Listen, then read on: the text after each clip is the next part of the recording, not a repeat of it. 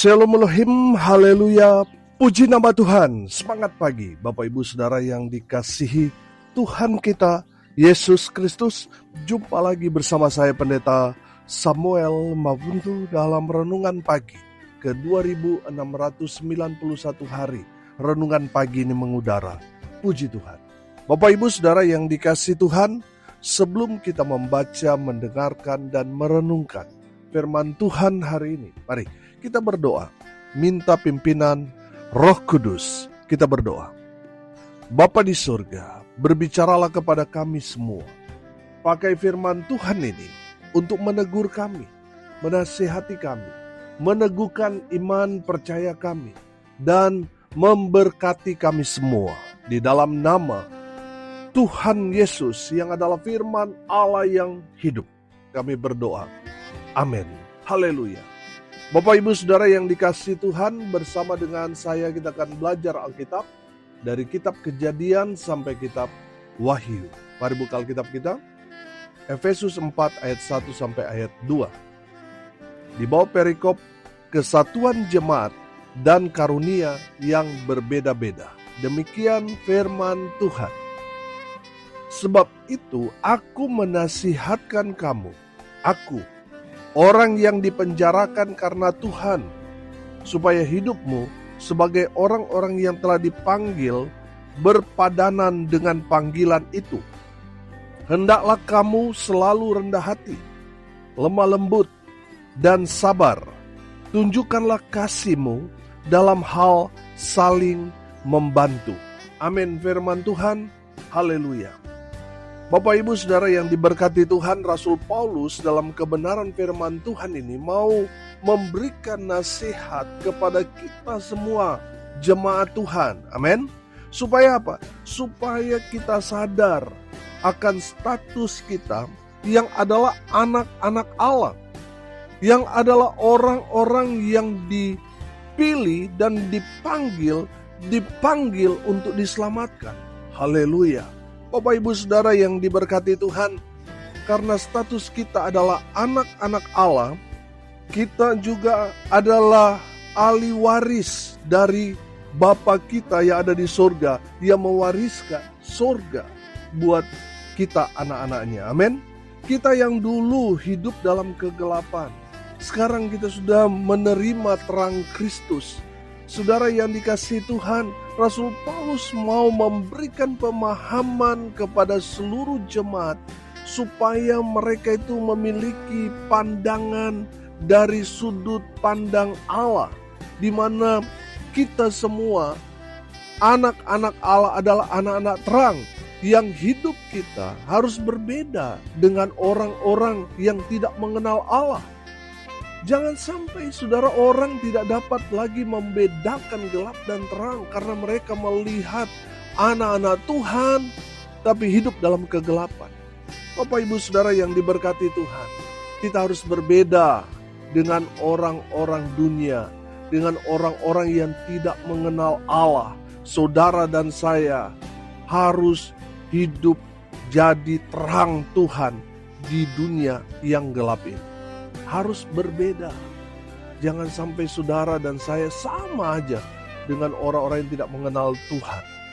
Saudara yang dikasihi Tuhan, dari kebenaran firman Tuhan ini, Rasul Paulus mau mengajar kepada jemaat melalui nasihatnya, supaya kita, orang-orang yang dipanggil, yang statusnya sekarang adalah anak-anak Allah, kita harus hidup berpadanan atau hidup yang sesuai dengan yang memanggil kita. Hidup kita harus sama seperti teladan kita, yaitu Yesus Kristus Tuhan. Amin. Saudara yang dikasihi Tuhan, sebagai orang-orang yang dipilih dan dipanggil untuk diselamatkan, nasihat Rasul Paulus, kita tidak boleh, yang pertama saudara perhatikan, kita tidak boleh sombong. Ayat 2 di sana dikatakan, hendaklah kamu selalu rendah hati. Artinya, hidup kita tidak boleh sombong. Jangan merasa karena saya sudah jadi orang Kristen, saya sudah pasti masuk surga, lalu hidup kita jadi songong, saudara.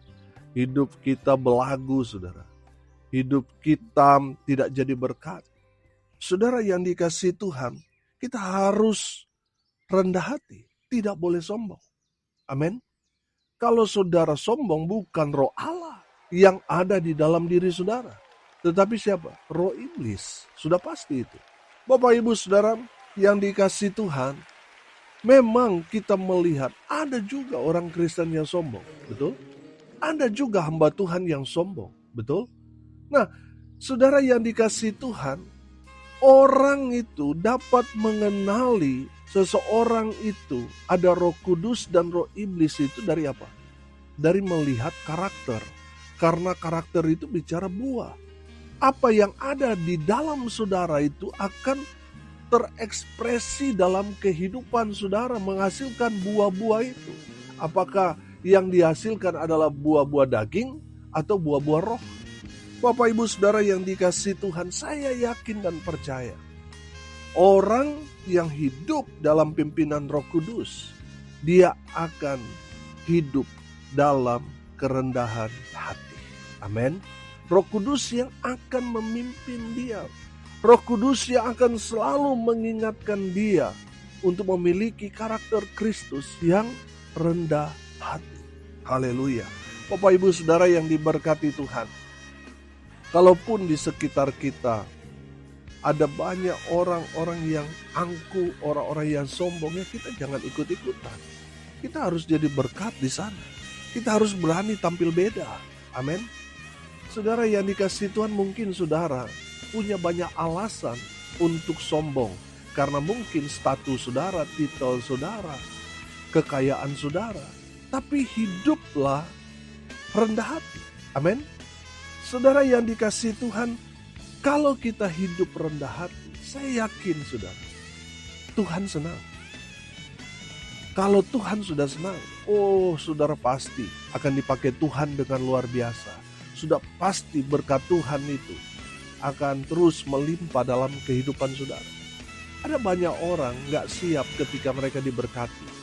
Yang tadinya waktu susah mereka rendah hati, tapi setelah mereka diberkati, saudara mulai sombong. Akhirnya apa? Sudah hancur. Karena firman Tuhan dengan jelas berkata, kalau kita sombong, tinggi hati, itu mendahului kehancuran. Itu tanda kehancuran. Saudara yang dikasihi Tuhan, tetaplah rendah hati. Amin. Saudara yang dikasihi Tuhan, kita sudah pasti selamat. Sudah pasti kita diberkati. Kita anak-anak luar biasa karena apa? Kita disebut anak-anak Allah. Kita berhak atas surga. Tapi jangan sampai karena itu akhirnya saudara jadi angkuh, jadi sombong, menganggap rendah orang yang tidak seagama, yang tidak sealiran dengan saudara. Akhirnya saudara pandang enteng saudara, anggap remeh semuanya. Saudara, dengan demikian saudara sudah menjadi orang sombong yang tinggi hati. Dan Tuhan tidak suka orang-orang sombong. Tuhan senang dengan orang-orang yang rendah hati. Amin. Haleluya. Bapak Ibu Saudara yang dikasihi Tuhan, selalu saya bilang, orang sombong itu bukan hanya memamerkan harta miliknya, apa yang ada pada dia. Orang sombong rohani yang saya pelajari, yang saya tangkap adalah orang-orang yang tidak mencari Tuhan. Orang yang hari ini, hari Minggu, tetapi mereka tidak pergi ke gereja. Itu orang sombong. Saudara yang dikasihi Tuhan, dengar ini baik-baik. Kalau saudara belajar kebenaran firman Tuhan, Tuhan menghukum umat Tuhan karena apa? Mereka melupakan ibadah. Saudara yang dikasihi Tuhan, kalau saudara melupakan ibadah, saudara meninggalkan ibadah, saudara akan ada dalam murka Allah. Makanya kalau ada pendeta saudara menegur saudara karena saudara tidak beribadah, tidak gereja, saya mau bilang itu pendeta yang baik, saudara. Dia tidak mau saudara celaka. Makanya dia tegur saudara. Saudara lihat bangsa Israel. Ketika mereka tidak beribadah, Tuhan yang murka. Bapak Ibu Saudara, pertanyaannya, saudara mau dimarahin pendeta karena saudara melakukan hal yang salah, atau Tuhan yang marah saudara? Saudara mau pilih yang mana? Oh, lebih baik pendeta yang marah. Kalau pendeta yang marah itu ada kasih yang besar di belakang itu, saudara. Tapi kalau Tuhan yang sudah murka, saudara, celaka kita. Saudara yang dikasihi Tuhan, utamakan Tuhan daripada apa? Hobi saudara. Jangan sampai cuma gara-gara mau senang sesaat, akhirnya apa? Saudara yang akan kena murka. Saudara meninggalkan Tuhan hanya karena healing, hanya karena mau senang sesaat. Saudara, utamakan Tuhan. Amin. Saudara yang dikasihi Tuhan, orang-orang yang melupakan Tuhan, tidak beribadah, tidak berdoa, tidak baca firman, itu menandakan orang itu sombong. Dia mulai mengandalkan dirinya sendiri, merasa hebat, tidak perlu Tuhan, itu orang sombong. Saudara yang dikasihi Tuhan, dari kebenaran firman Tuhan ini, kita belajar, anak-anak Tuhan, ya saudara dan saya tidak boleh sombong, harus selalu rendah hati. Yang kedua, nasihat Rasul Paulus kepada anak-anak Tuhan, kepada orang-orang yang dipilih dan dipanggil untuk diselamatkan. Yang kedua, perhatikan, masih di ayat 2, lemah, lembut, dan sabar. Saudara yang dikasihi Tuhan, sebagai orang-orang yang disebut anak-anak Allah, orang-orang yang berhak atas ahli waris yaitu surga, kita tidak boleh kasar. Kita harus lemah lembut dan sabar. Bapak ibu saudara yang dikasihi Tuhan, iblis itu selalu pancing kita. Supaya apa? Kita kasar. Supaya apa? Kita itu bertindak sendiri. Ini menjadi masalah. Tuhan mau kita, anak-anak Tuhan, tidak boleh kasar. Harus lemah lembut dan sabar. Ada orang berkata, oh kesabaran itu ada batasnya. Saya yakin dan percaya saudara, kesabaran Tuhan itu tidak ada batas. Coba kalau kita pakai ukuran kita manusia, berapa kali orang berbuat salah sama kita, kita bilang apa? Cukup 2 kali. Ketiga kali selesai dia Pak Pendeta, betul? Saudara bisa bayangkan gak kalau ukuran kita itu dipakai Tuhan? Kalau ukuran kita dipakai Tuhan, selesai kita saudara. Berapa kali kita berbuat dosa yang sama, tapi Tuhan tetap sabar dengan lemah lembut, tetap mengampuni dan mengasihi kita, menerima kita apa adanya. Haleluya. Bapak ibu saudara yang dikasihi Tuhan, demikian juga dengan kita, anak-anaknya. Kita harus apa? Harus lemah lembut dan sabar. Jangan kasar. Saudara yang dikasihi Tuhan, kalau saudara kasar itu menandakan bukan Roh Kudus yang ada dalam diri saudara, tapi roh jahat yang menguasai saudara. Sehingga kata-kata saudara kasar, tindak tanduk saudara kasar. Tidak ada kasih di sana, tidak ada kesabaran. Saudara bertobat. Amin. Saudara yang dikasihi Tuhan, sebagai orang-orang yang dipilih, diselamatkan, dipilih menjadi anak-anak Tuhan, kita tidak boleh kasar. Harus lemah lembut dan sabar. Yang ketiga, nasihat Rasul Paulus kepada jemaat Tuhan, orang-orang yang dipilih, dipanggil untuk diselamatkan, anak-anak Allah. Yang ketiga, saudara perhatikan di kalimat terakhir ayat 2. Tunjukkanlah kasih-Mu dalam hal saling membantu. Yang ketiga saudara, tidak boleh ada benci, marah, dendam, punya musuh, kejam, apalagi jahat. Kita sebagai anak-anak Allah harus punya kasih. Saudara harus apa? Punya kasih.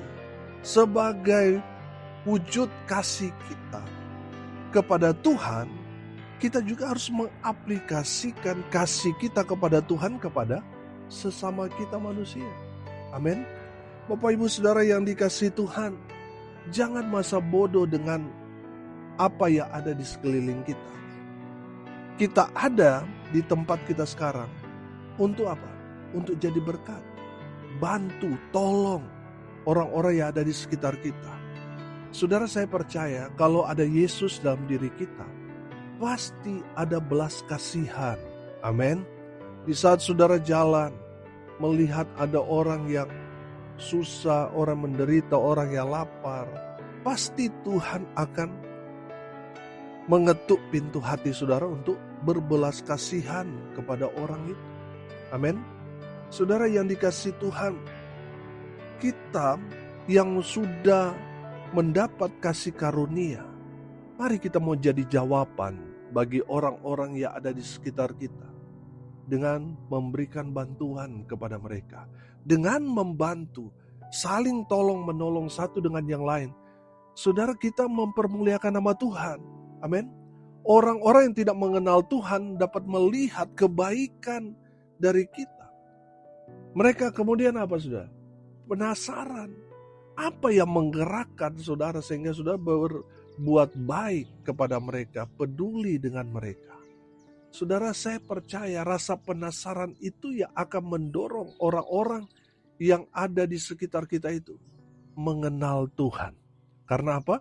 Melihat saudara jadi jawaban buat mereka. Amin. Bapak Ibu Saudara yang dikasihi Tuhan, dari kebenaran firman Tuhan ini kita belajar.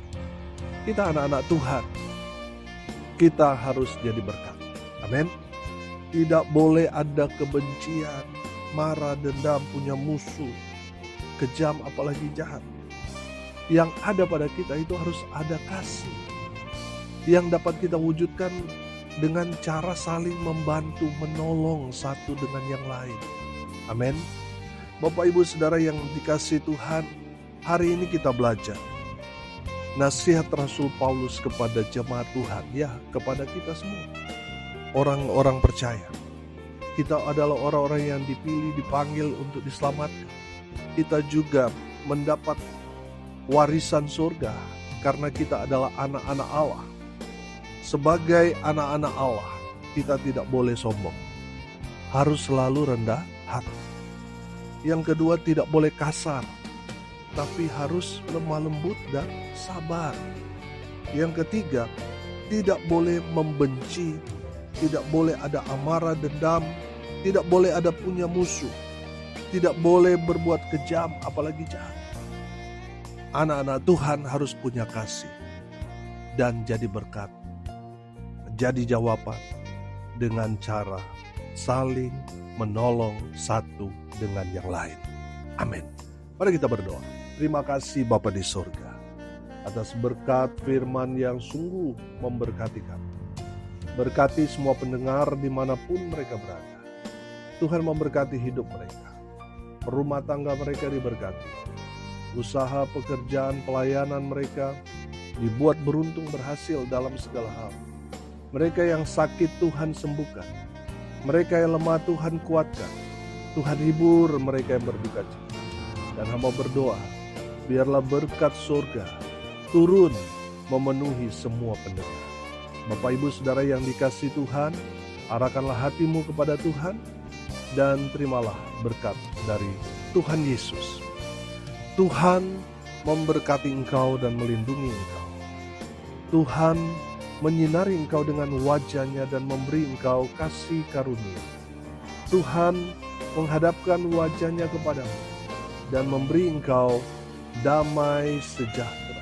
Di dalam nama Tuhan Yesus, sumber daripada segala berkat. Bapak Ibu Saudara yang percaya, diberkati Tuhan, katakan amin. Puji Tuhan. Bapak Ibu Saudara yang dikasihi Tuhan, kalau saudara merasa diberkati melalui renungan pagi ini, bagikan juga kepada saudara-saudara yang lain supaya mereka juga diberkati. Karena untuk itulah kita dipanggil untuk jadi berkat.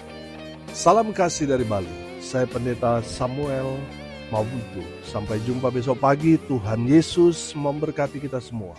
Haleluya.